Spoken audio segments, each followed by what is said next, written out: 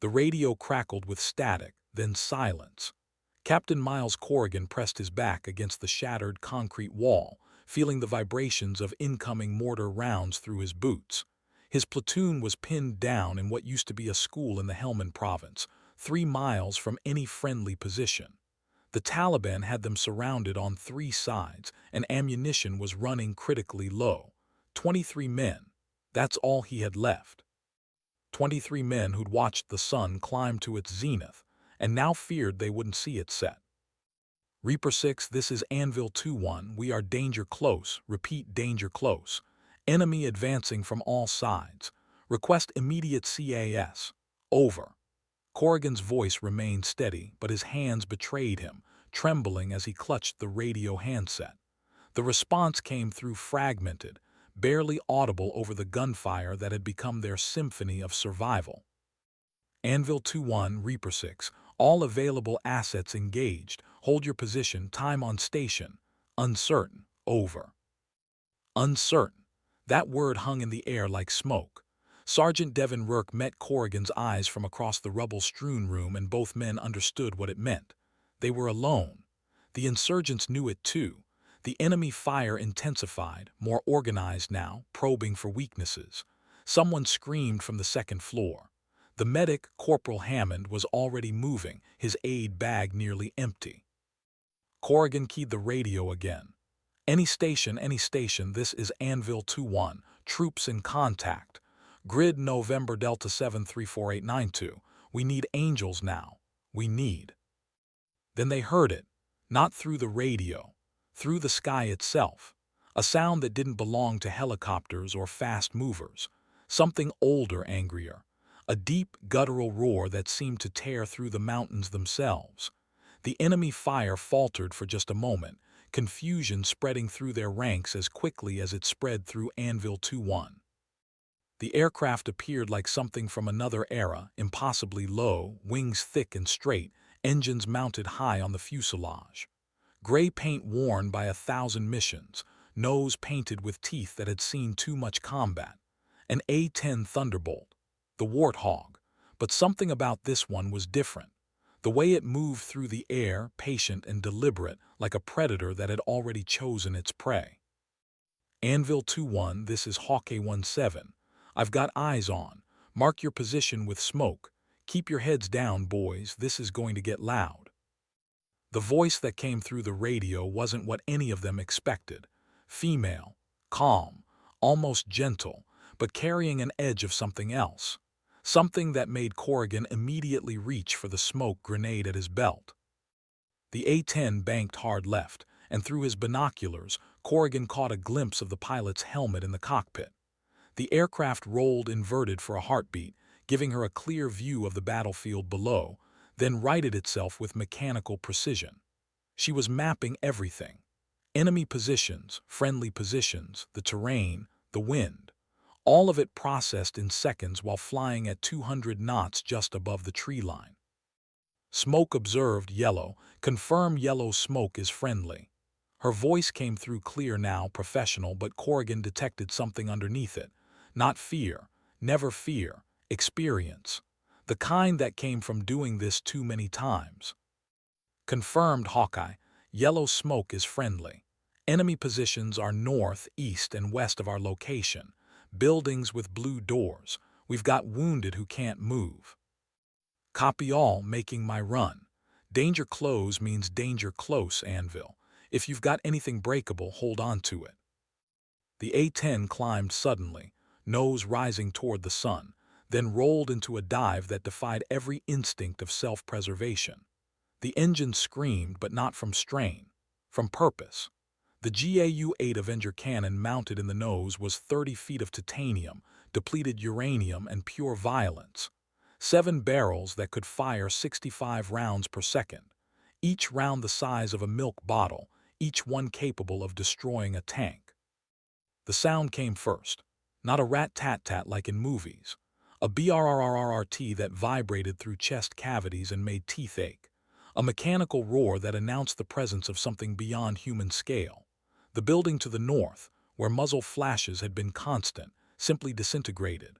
Dust and debris erupted skyward as 30mm rounds chewed through concrete, steel, and flesh with equal indifference. They pulled up hard, barely clearing the minaret of the mosque, then rolled left into another attack run, this time targeting the eastern position. The insurgents were running now, abandoning their weapons, trying to escape the angel of death that had descended from the cloudless sky. But the warthog was patient. She lined up each pass with surgical precision, the cannon singing its song of salvation for the men below and damnation for those who'd surrounded them. Hawk A-17, guns, guns, guns. She called each attack, voice never wavering, even as anti-aircraft fire began to light up around her. Tracers arced toward the A-10, 23 rounds that could tear through the aircraft's armored bathtub if they found the right angle. But she knew the angles, knew them like she knew her own heartbeat. Corrigan watched through the dust and smoke as the pilot adjusted, never flying the same pattern twice, never giving the enemy gunners a predictable target. The western position took longer, entrenched fighters with a DSHK heavy machine gun. The A-10 came in from an unexpected direction, using the terrain, using the sun.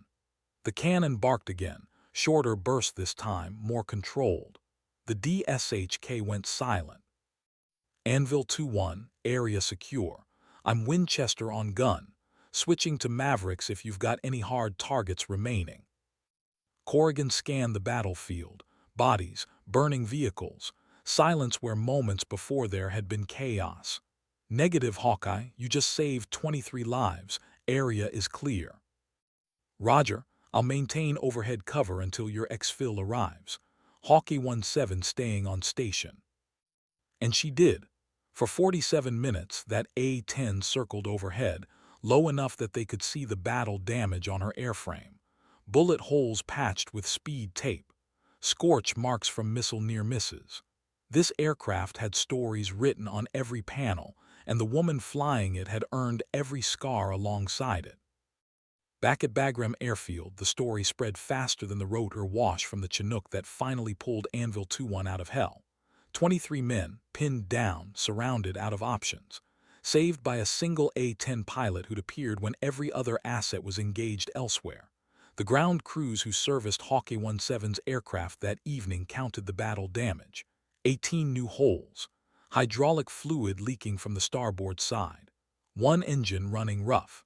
But she'd brought it home. She always brought it home. In the debriefing room, Corrigan sat across from the intelligence officer, hands wrapped around a cup of coffee that had long gone cold. I need to know who that pilot was. Hawk A-17. I need to thank her properly. The officer's expression shifted, something between respect and reluctance. That's Captain Raina Delacroix, call sign Hawk, because supposedly she can count enemy positions from 4,000 feet. But there's another story about the call sign, from before. Before what? Before she stopped caring what people thought. The officer pulled up a file on his tablet, turned it to face Corrigan. She's flown 143 combat missions, been shot down twice, ejected once, crash-landed once, saved more ground units than any other pilot in theater. But when she first got here, some of the guys called her other things. Things that had nothing to do with her skill. Corrigan studied the photo on the file. Captain Delacroix in her flight suit, helmet under her arm, standing in front of her aircraft. She looked younger than she'd sounded on the radio. Early 30s maybe. Dark hair pulled back tight. Eyes that didn't smile even though her mouth did. The kind of eyes that had seen too much but refused to look away. What changed? Mission about 8 months ago. Another rescue, another impossible situation. But this time she took damage, bad damage. Lost half her hydraulics, one engine, navigation system fried. She could have punched out, should have punched out. Instead, she stayed on station for another 20 minutes, providing cover until the evacuation was complete. Brought the aircraft back on manual reversion, landed it with no instruments, no hydraulics, basically flying a 20-ton glider. Saved 37 Marines that day. The officer paused, seeming to choose his next words carefully. After that, the joke stopped. The call sign stopped being about her gender and started being about her skill. Now when someone says Hawkeye, they mean the best CAS pilot in the Air Force, maybe the best one deployed anywhere. Corrigan nodded slowly. He'd heard the professionalism in her voice, the calm under fire, but he hadn't known the weight she carried. Is she here, on base? She flies out of here, yeah, but good luck catching her. She volunteers for every mission, pulls double shifts when other pilots are grounded. It's like she's trying to prove something. Maybe she already proved it. 3 days later, Corrigan found her in the least likely place. Not the officers' club or the flight line, but sitting alone in the base chapel, still in her flight suit, staring at the simple wooden cross mounted on the wall. He almost turned around, almost left her to whatever private moment she was having. But something made him stay. Maybe gratitude, maybe curiosity, maybe the recognition of someone else who carried weight they couldn't put down. Captain Delacroix. His voice echoed in the empty space, too loud, too intrusive. She turned, and up close he could see the fatigue lines around her eyes, the way her shoulders carried tension even when she was sitting still. "You're Anvil 2-1's commander, Captain Corrigan, right? Your men okay?" "Thanks to you, all of them made it. I wanted to say that in person. Thank you doesn't really cover it, but it's what I've got." She nodded once, a small, precise movement. "Just doing the mission, sir." That was more than just a mission. That was. I've seen a lot of close air support. That was artistry. A ghost of a smile crossed her face. Artistry, that's a new one. Usually people just call it loud. Corrigan sat down in the pew behind her, maintaining respectful distance. "Can I ask you something? Why'd you stay so long overhead? You were Winchester, you'd completed the mission. Standard protocol would be to return to base." Delacroix was quiet for a long moment, her eyes returning to the cross. When she spoke, her voice was softer, missing the edge it carried over the radio. "Because I know what it feels like to be alone out there, to think nobody's coming. I've been there, ground side, before I flew." "You were infantry." "Combat medic, Army, 2 tour before I transferred to the Air Force and went through pilot training. I was 22, convinced I was going to save lives with my aid bag and my training. 3rd week in country, our convoy got hit. IED followed by ambush. Classic playbook. Our gunner went down first, then our lieutenant.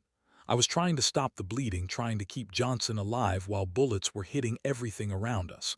I called for help, kept calling, and nobody came. Not for 40 minutes.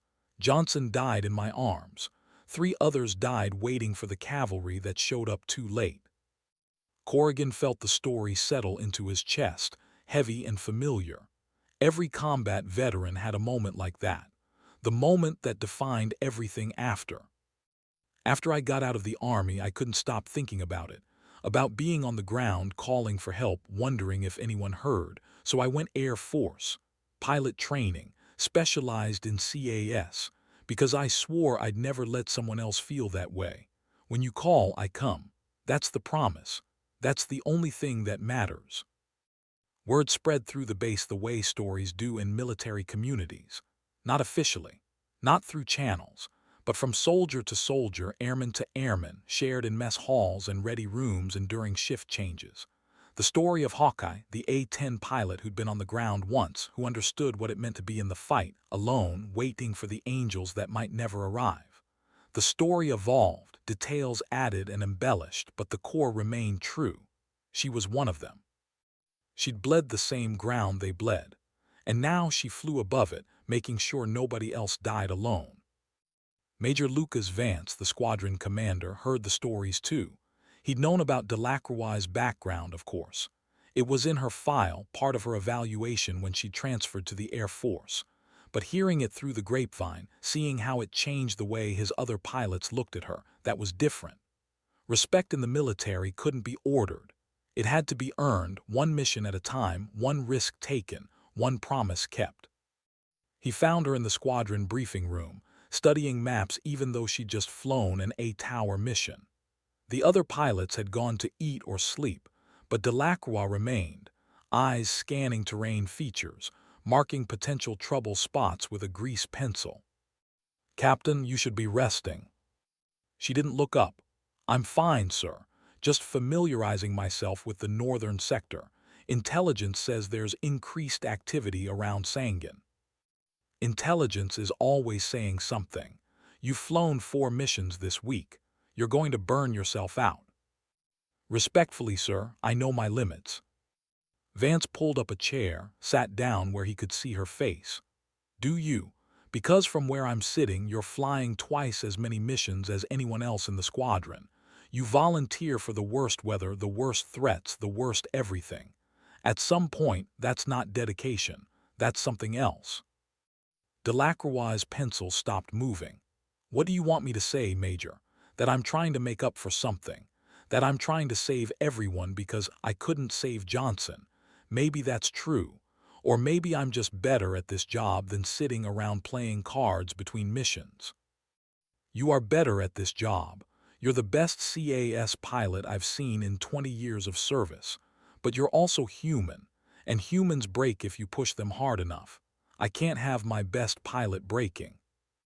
She met his eyes then, and he saw something in them he hadn't expected. Not defiance. Resignation. Like she'd already accepted an outcome he couldn't see. "If I break, you've got 11 other pilots. But if I stay up there, if I keep flying, maybe some kid on the ground gets to go home. Maybe some medic doesn't have to watch their buddy die while waiting for help that comes too late. That's the math, sir. That's the only math that makes sense to me anymore." The mission brief came down at 400 hours, pulling every pilot from whatever fragile sleep they'd managed. A Special Forces team, call sign Dagger 7, was in trouble. Deep in the Koringal Valley, the place they called the Valley of Death. The team had been compromised during a reconnaissance mission, now surrounded by an estimated 50 to 70 enemy fighters in terrain that was notoriously difficult for air support.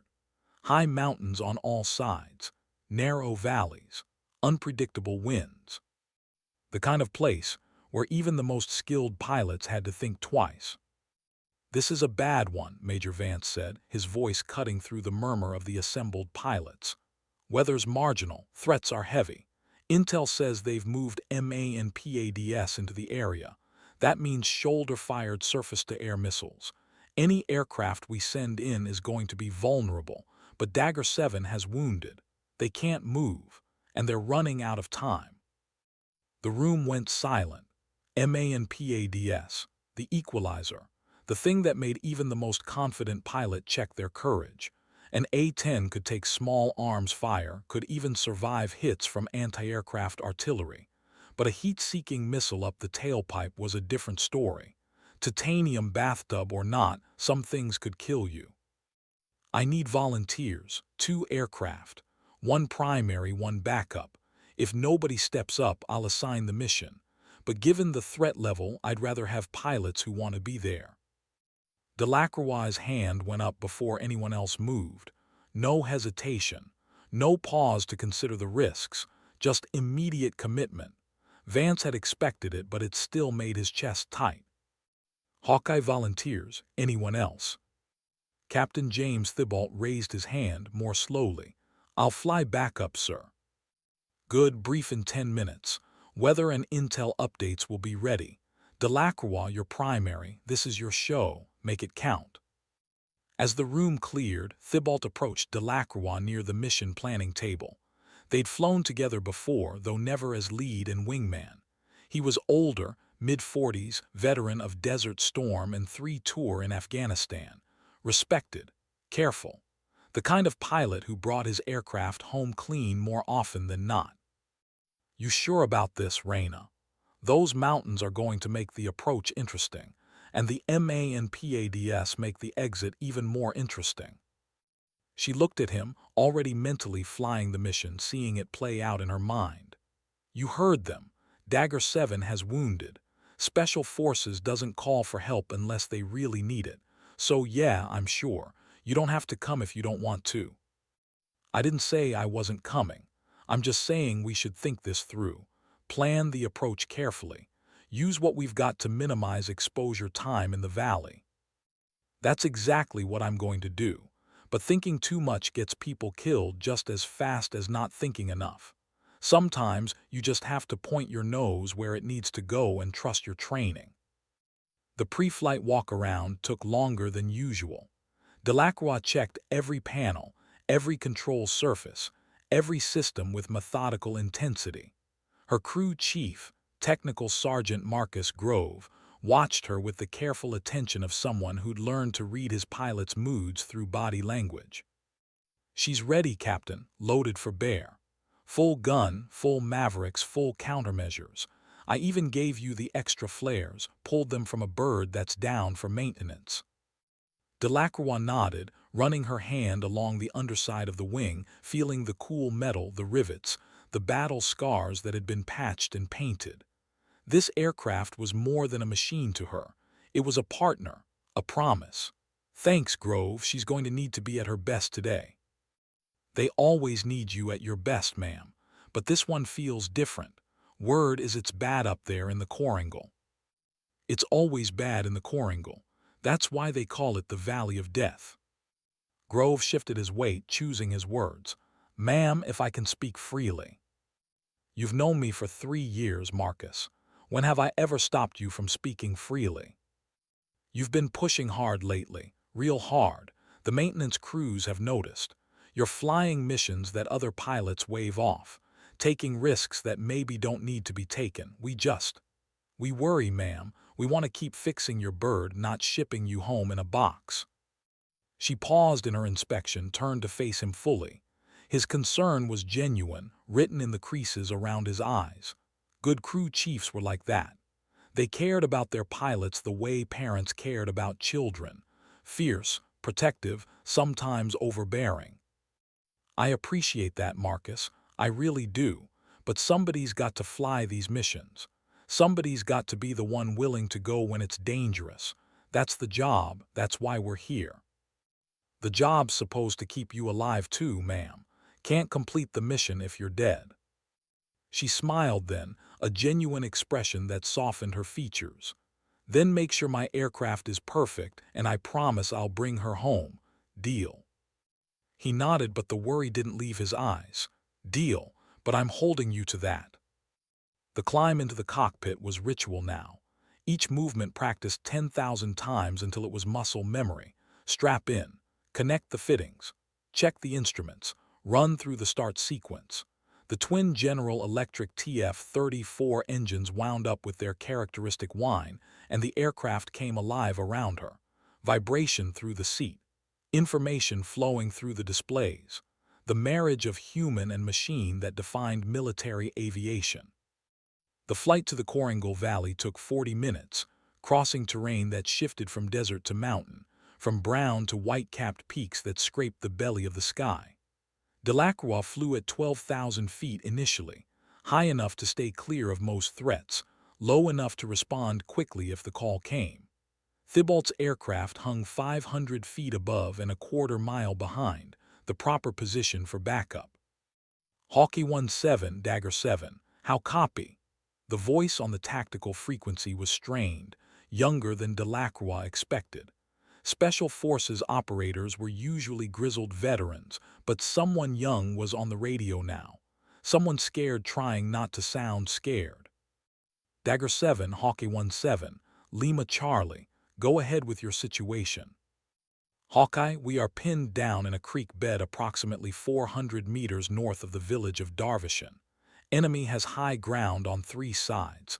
We've got 2 urgent surgical, 1 routine. Cannot move without suppression.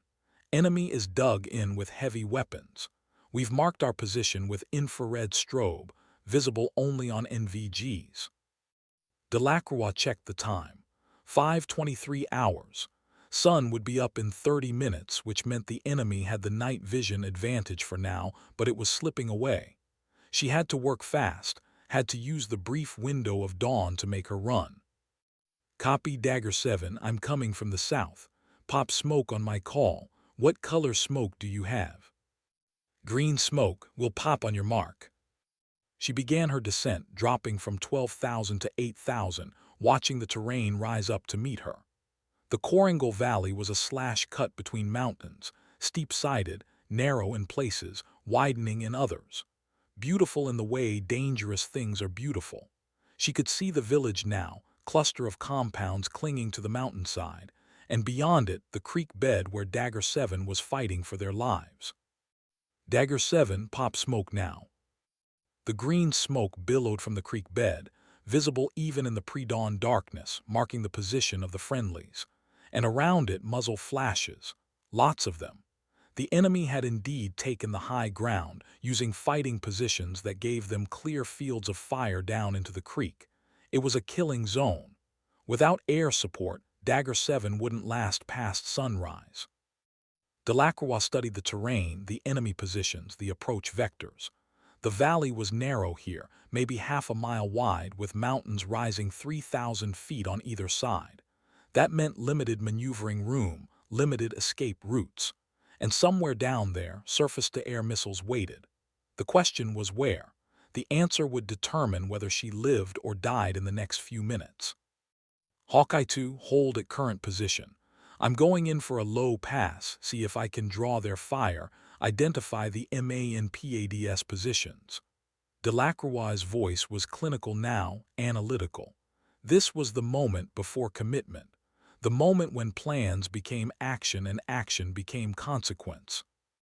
Negative, Hawkeye 1, don't do that. Let me make the first pass, your primary. If they get a lucky shot, Dagger 7 loses their best option. Thibault's concern was valid, tactically sound, but Delacroix had already decided. Appreciate the concern too, but I know these mountains.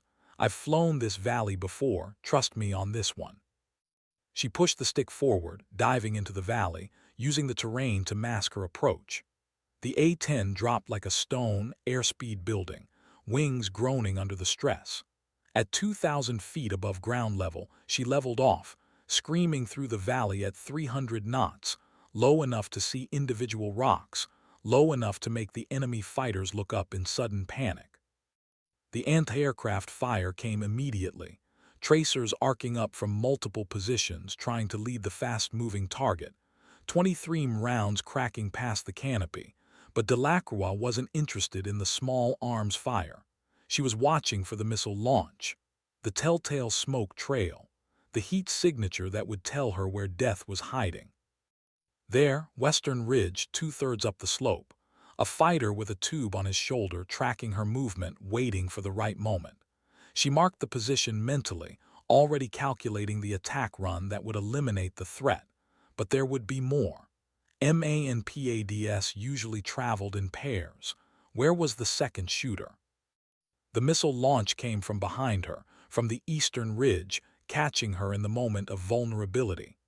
The infrared seeker locked onto the heat signature of her engines, and the missile leaped from the launcher, climbing fast, hungry for the kill. Missile launch, eastern ridge.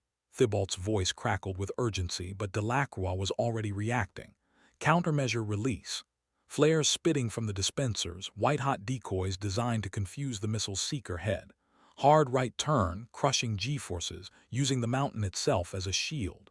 The missile followed the flares instead of the aircraft, detonating harmlessly 200 feet away. Shrapnel peppered the A-10's right side, but nothing critical.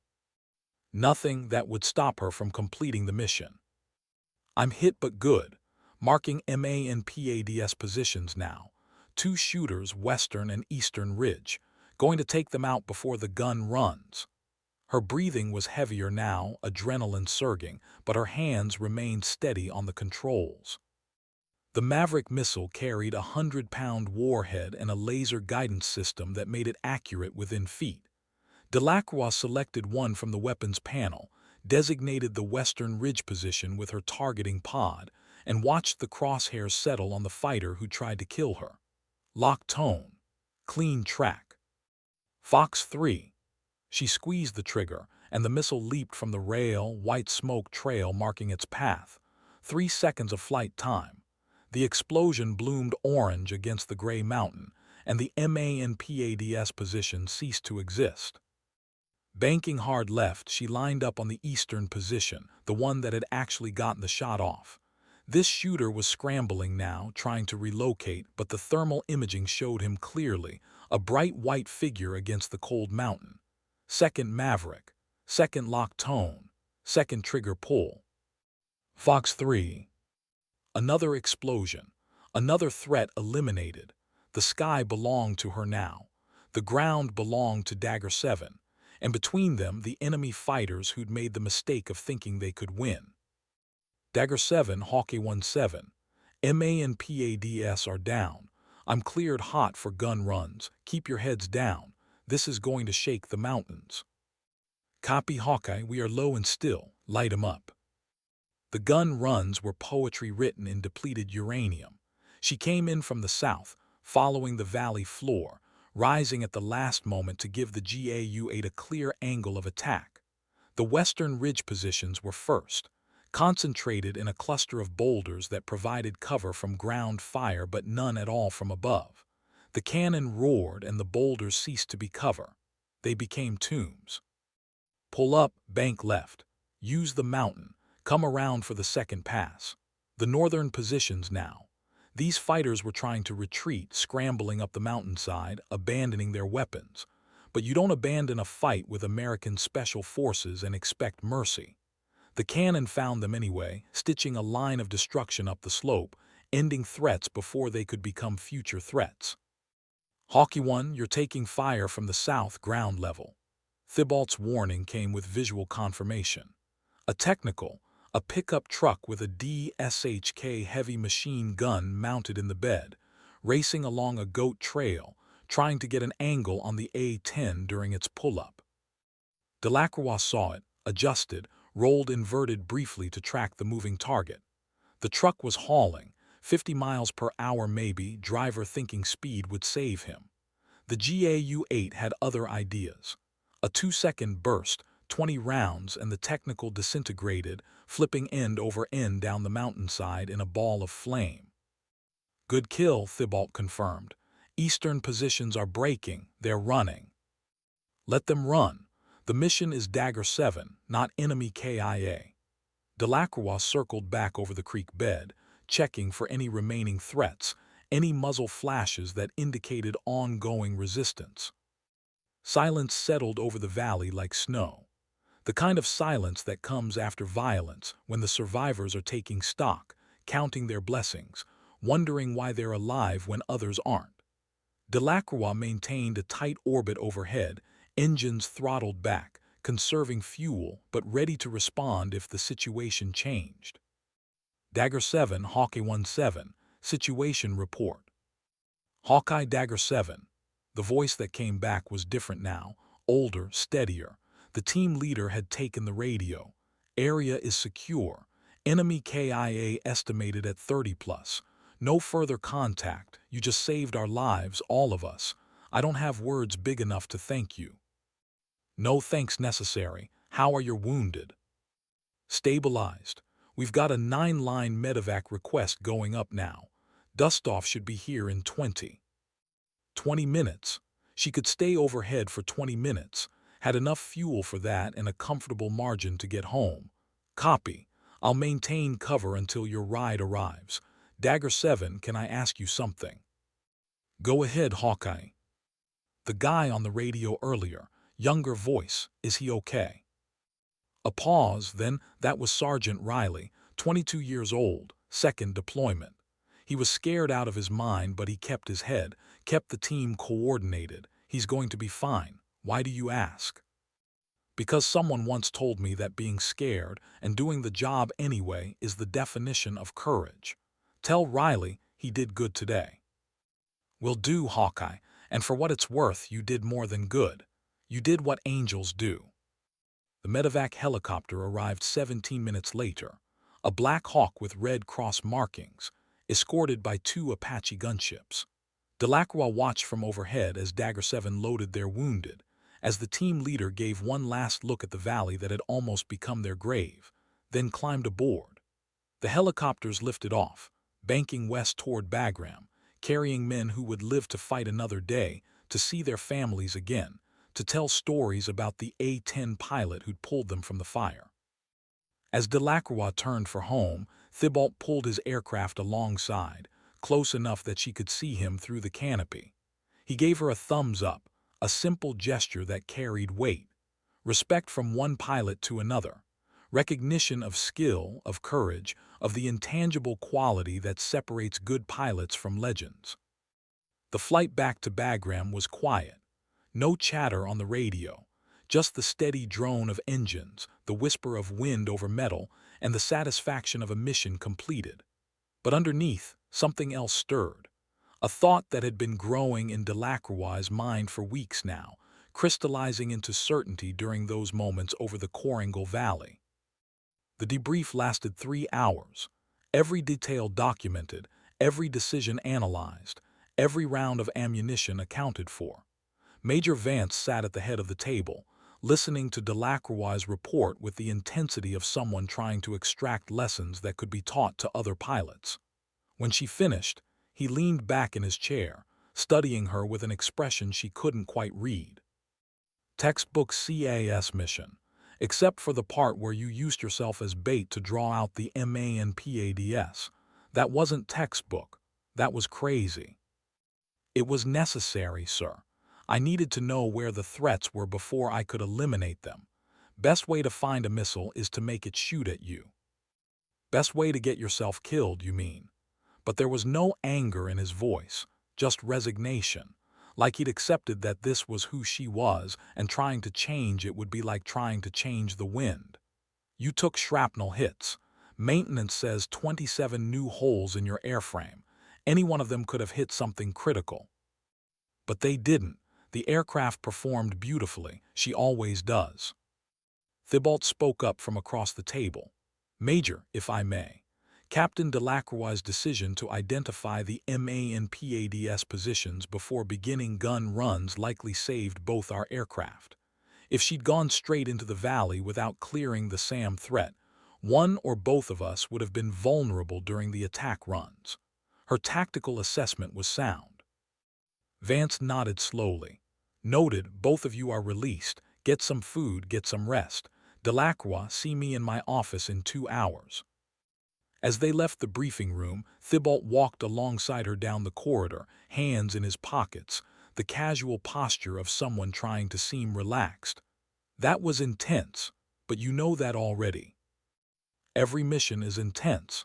That's why they pay us the big money. He laughed, a short bark of amusement. Nobody in the military gets paid enough for what we do, especially not CAS pilots flying into valleys surrounded by mountains and missiles. You've got instincts I've never seen before, Raina. It's like you can see the battlefield in your head before you even get there. That's because I've been on the ground. I know what it looks like from their perspective. I know what they're hopping for when they call for air support. I just try to give them what I would have wanted when I was down there, bleeding, scared, wondering if anyone heard my call. They reached the Chow Hall, paused at the entrance. Thibault studied her face, seeing past the confident pilot to the medic who still lived underneath. You're never going to stop carrying that, are you? Johnson and the others who died. No, but I can make sure their deaths meant something. Every soldier I bring home alive is proof that what happened to them wasn't meaningless. That's enough. It has to be enough. Major Vance's office was spare, functional, decorated only with a few photos of aircraft, and a map of Afghanistan that showed every forward operating base, every airfield, every piece of terrain that mattered to the air war. He gestured to the chair across from his desk, waited until Delacroix sat before speaking. I'm putting you in for a distinguished flying cross. The mission yesterday was exceptional, and it should be recognized. Sir, I was just doing my job. No, Captain, you were doing everyone else's job too. You identified and eliminated a SAM threat under fire. You delivered precision strikes in a danger-close environment. You provided overhead cover for a medevac extraction. And you brought your aircraft and your wingman home safe. That's not just doing your job. That's exceeding every reasonable expectation of performance. Delacroix shifted in her chair, uncomfortable with the praise. Thank you, sir, but the medal isn't why I fly. I know it's not, which is exactly why you deserve it. Vance paused, choosing his next words carefully. I'm also recommending you for upgrade to instructor pilot. We need someone who can teach the next generation of CAS pilots how to think, how to react, how to make decisions under pressure. You're the best person for that job. Sir, I appreciate the confidence, but I'd prefer to stay on the line. There are more missions to fly, more ground units that need support. And there always will be. But right now, we have 11 other pilots who can fly those missions. What we don't have is 11 other pilots who can teach what you know. Your experience, your instincts, your understanding of ground combat, that's rare. That's valuable. And it's selfish to keep it to yourself when it could be multiplied through teaching. She wanted to argue, wanted to insist that her place was in the cockpit over the battlefield, not in a classroom or a briefing room. But part of her knew he was right. How many more soldiers could be saved if every A-10 pilot flew with the same intensity, the same commitment? How many more special forces teams could be pulled from impossible situations if every CAS pilot understood what it meant to be on the ground, waiting for help? Can I think about it, sir? You can, but don't think too long. The war isn't waiting, and neither are the pilots who need training. Dismissed. Outside the office, Delacroix stood in the corridor, feeling the weight of the decision. Teaching meant fewer combat missions, fewer times in the pilot's seat, fewer opportunities to keep the promise she'd made to Johnson and the others who hadn't made it home. But it also meant ensuring that promise extended beyond her, that it became part of the culture, part of the identity of every pilot who flew close air support. That evening, she found herself back at the chapel, drawn there by a need she couldn't quite articulate. The space was empty again, just her, and the silence and the cross that didn't judge or demand or expect anything. She sat in the same pew as before, letting the quiet settle around her like a blanket. You look like you're carrying the weight of the world. The voice came from behind her, gentle, accented. She turned to find the chaplain, a middle-aged woman with kind eyes and gray hair pulled into a practical bun. Captain Irina Molnar, according to her name tape. Mind if I sit? Free country, well, free chapel at least. Molnar sat, leaving a respectful distance. I've seen you in here before, usually late at night after missions. You come to pray. I come to think, to be quiet. The praying part is optional. Thinking and praying aren't so different, really. Both are about trying to make sense of things, trying to find meaning in the chaos. Molnar looked at the cross, her expression serene. I hear you flew a difficult mission yesterday, saved a special forces team. Word travels fast. Word travels at the speed of gratitude. When someone saves lives, people talk. They should talk.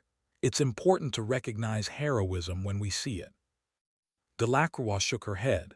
It wasn't heroism, it was just flying, just doing what needed to be done.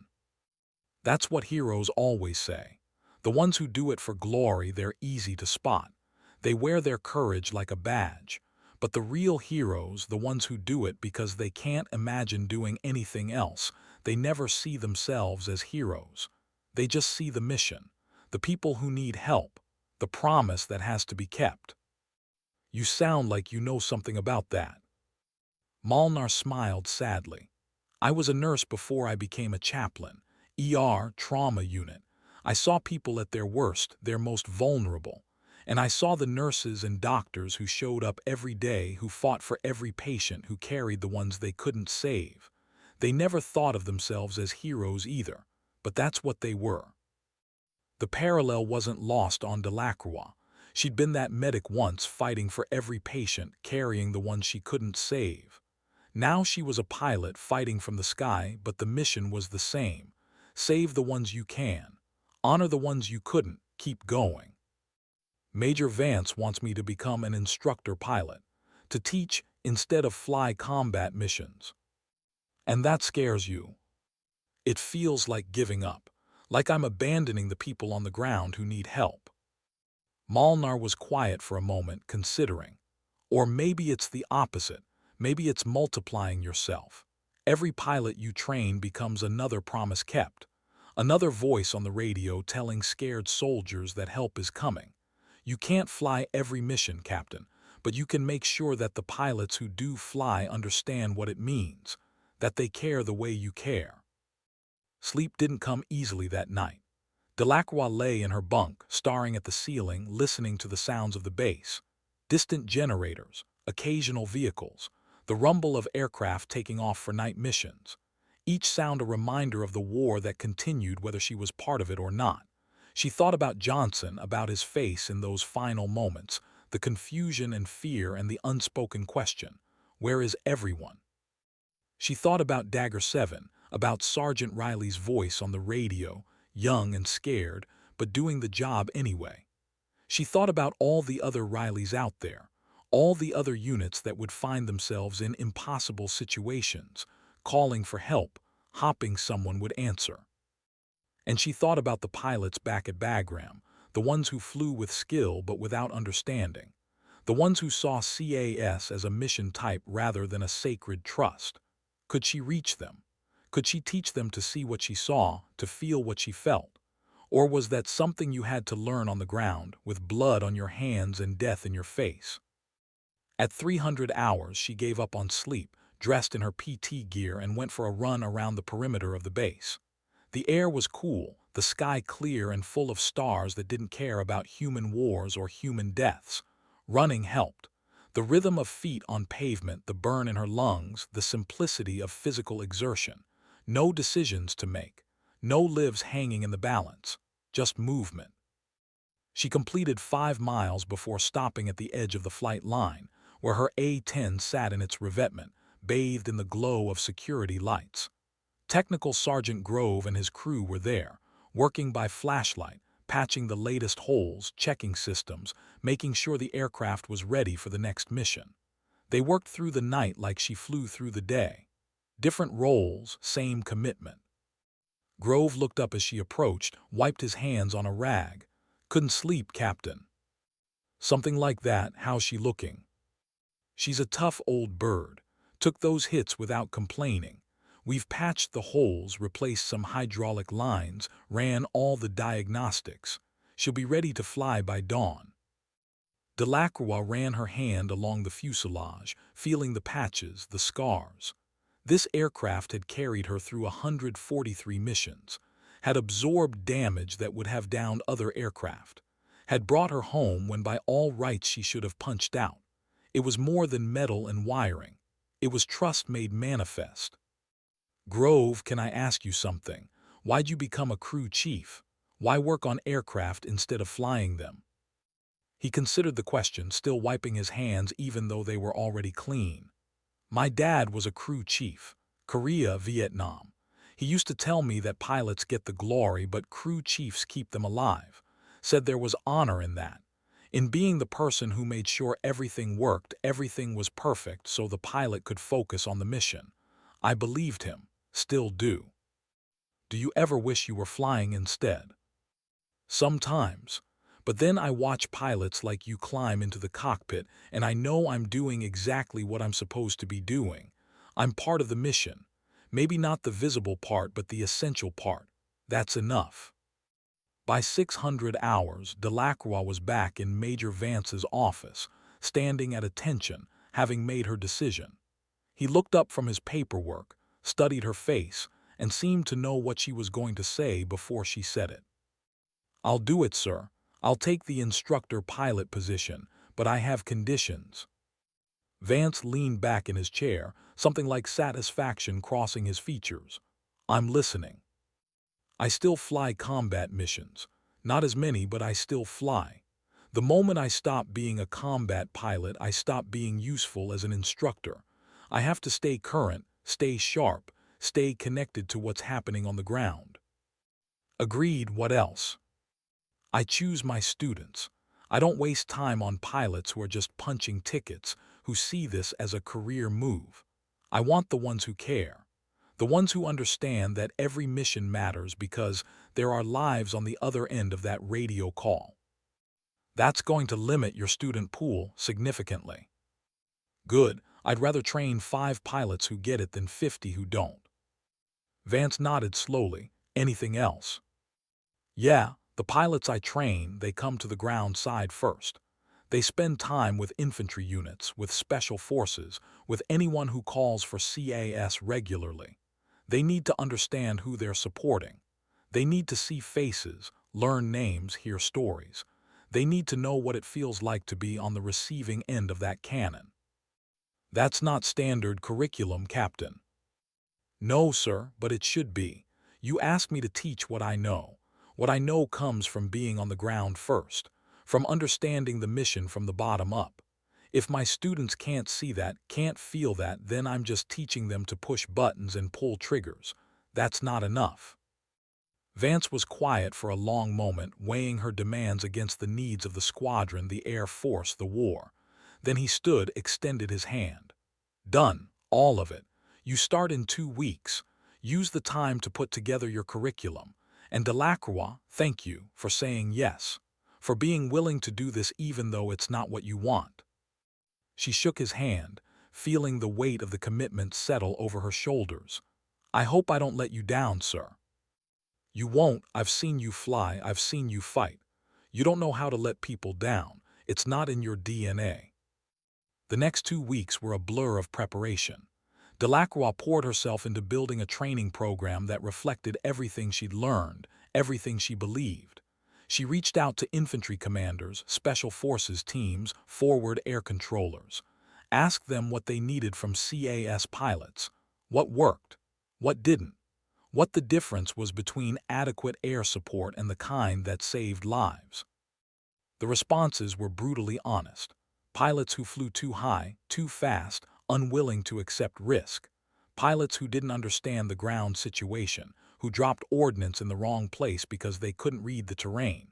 Pilots who treated danger close as a suggestion rather than a sacred trust. And then there were the pilots who got it. The ones who flew low and slow when the situation demanded it. The ones who stayed on station past their fuel limit. The ones who answered the radio with confidence and delivered on every promise. Delacroix compiled it all into a training philosophy. Understand the ground. Know your aircraft. Trust your instincts. Keep your promises. 4 principles that seemed simple but contained multitudes. She built scenarios around them, pulling from real missions, real situations where the difference between life and death had been measured in seconds and feet. She made them difficult, made them uncomfortable, made them honest. Her first class consisted of 3 pilots, 2 captains and 1 first lieutenant, all with combat experience, all volunteering for additional training. They sat in the briefing room, wondering what they'd signed up for, as Delacroix stood before them, wearing her flight suit with its patches and wear marks that told stories of 100 battles. Welcome to Advanced CAS Training. I'm Captain Delacroix. You can call me Hawkeye. Before we go any further, I need to tell you something. This training is not about making you better pilots. You're already good pilots or you wouldn't be here.